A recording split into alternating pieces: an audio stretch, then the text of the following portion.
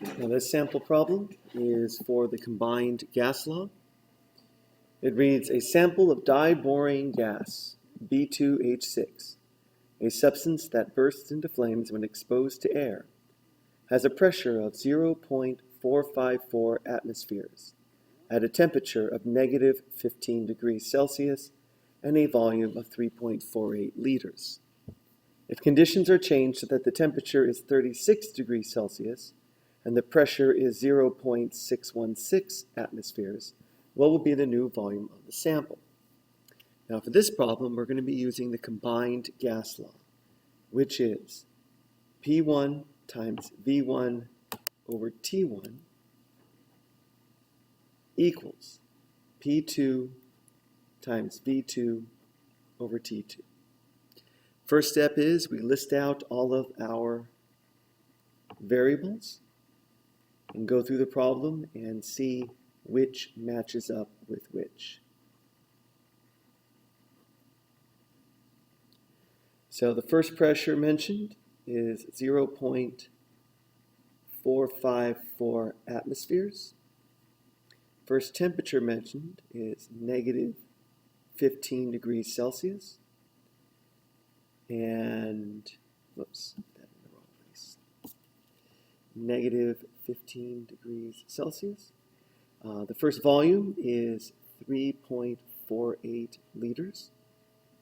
And then it says conditions are changed so that the new temperature is 36 degrees Celsius and the new pressure is 0.616 atmospheres. And the question is, what is the new volume? Since we're solving for V2, we need to rearrange the formula to isolate it. Remember, when isolating a variable, it needs to be a numerator and all by itself on one side of the equation. It's already on top, so it's already a numerator, so we simply need to isolate it by doing the opposite of what's being done to it. Since it's being divided by T2, we want to multiply by T2. And since it's being multiplied by P2, we want to divide. That way, those cancel out, leaving V2 all by itself. And of course, that also, what we do to one side, we have to do to the other in order to maintain the balance. All right. Looking at our variables, we also need to make sure that all the units match. Atmospheres matches with atmospheres. Liters will match with liters. But temperature also must be in kelvins. So we add 273. So negative 15 plus 273. So we take 273 and minus 15. That's going to be 258 Kelvin. Here, when we add 273, we're going to have 309 Kelvin. Now, we are going to take those numbers and plug them into our formula. So we have V2 is equal to T2 times P1 times V1. So T2 is 309 Kelvin. P1 is 0.454 atmospheres. And V1 is 3.48 liters.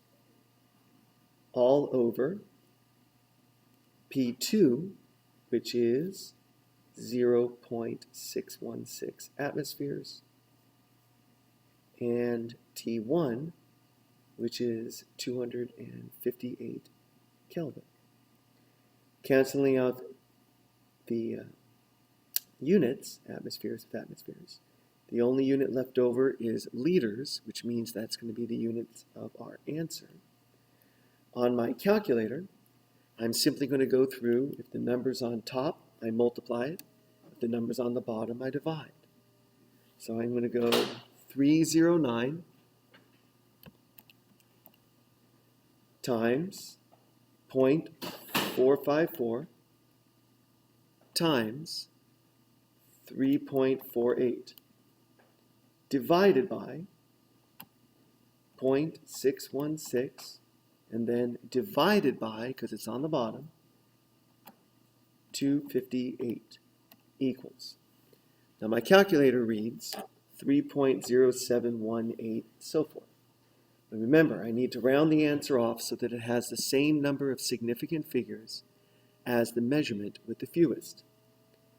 Looking at all of my measurements that I plugged into the formula, they all have 3 significant figures, so I will round my answer off to 3 significant figures and write 3.07. Once again, the units are liters, and I circle my final answer.